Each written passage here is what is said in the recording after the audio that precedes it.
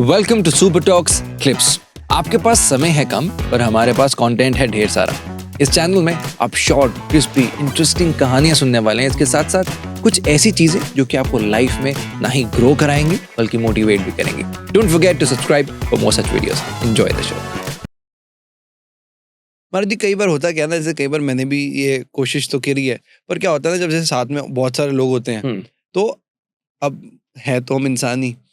अब आपका रूप तो ऊपर है, हम थोड़े नीचे वाले हैं, पर क्या होता है ना कि जो साथ वाले लोग हैं वो धक्के मार रहे हैं, अरे भाई इधर होइयो उधर होइयो। तो ना वो जो फोकस होता है ना, जो मन की एकाग्रता, अब जैसे अभी तो है हम बात एक फोकस से हम मेडिटेट भी कर पाएंगे या बात भी कर रहे हैं, बट उस वक्त मंदिर में ना ध्यान ना चाहते हुए भी भटक जाता है। तो कैसे भगवान की तरफ वो मन लाया जाए? अभी क्यों आपका मन फोकस्ड है? बिकॉज आप इस समय पर एकांत में बैठे हैं, शांति में बैठे हैं, ठीक है ना? और उस समय पर क्यों मन आपका भटकता है? सबसे पहली बात तो आप बहुत बड़े ग्रुप ऑफ में आपने ही कहा कि हमारे साथ लोग होते हैं, काफी सारे लोग होते हैं।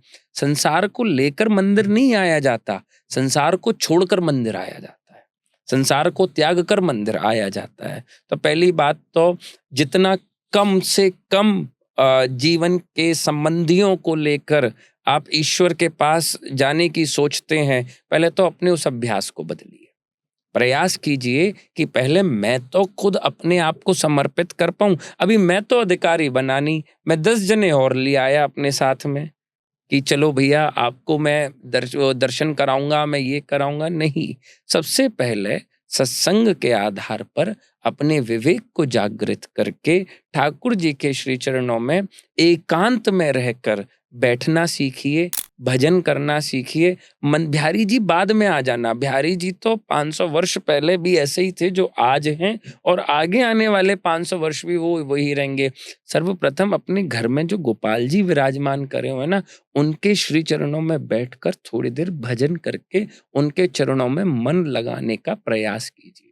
अगर घर के गोपाल जी के आगे एकांत में 1 घंटा बैठकर भी भजन कर लिया, तो मैं निश्चित कह रहा हूं, जब बांके बिहारी मंदिर के प्रांगण में भरी भीड़ में भी पहुंचोगे तो 10 मिनट तो ठाकुर जी के दर्शनों में चित्त आपका लग ही जाएगा, वो छूटेगा नहीं वहां से।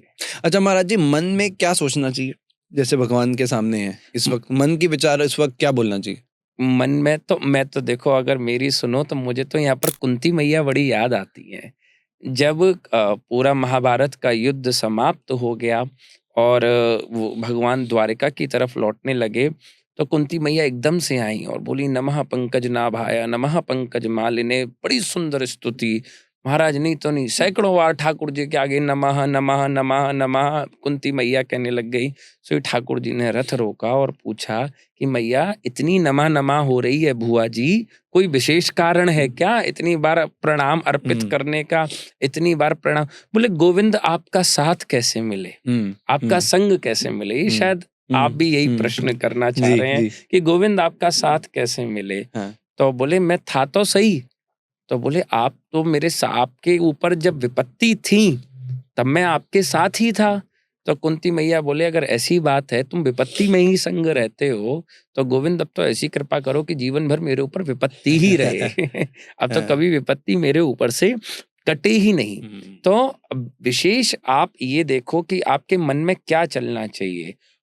वो जीवन का क्षण जिस समय आप ईश्वर को याद करते हैं, आप उसके पास जाते हैं, उससे सहायता मांगते हैं, उस क्षण को सुख मिलने के बाद भूलें नहीं। उसका अंतस्करण स्मरण, अपने मन में स्मरण उनका सदैव रखना चाहिए, रहना चाहिए। और कम से कम जब बांके बिहारी जी के आगे जाके खड़े हो, तो कुंती मैया की तरह उसी दिन के लिए धन्यवाद दे देना चाहिए कि ठाकुर जी आपने। तो धीरे धीरे आपकी चेतना का जागरण अपने आप शुरू हो जाएगा।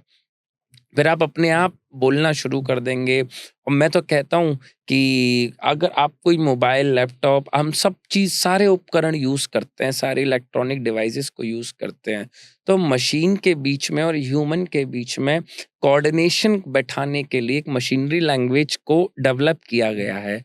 उसी तरीके से भगवान ने जब ये डिवाइस बनाई ना, तो अपने आप से बात करने के लिए हमें हमारे अंदर एक यंत्र डेवलप किया, एक डिवाइस डेवलप की, उसको बोलते हैं हृदय।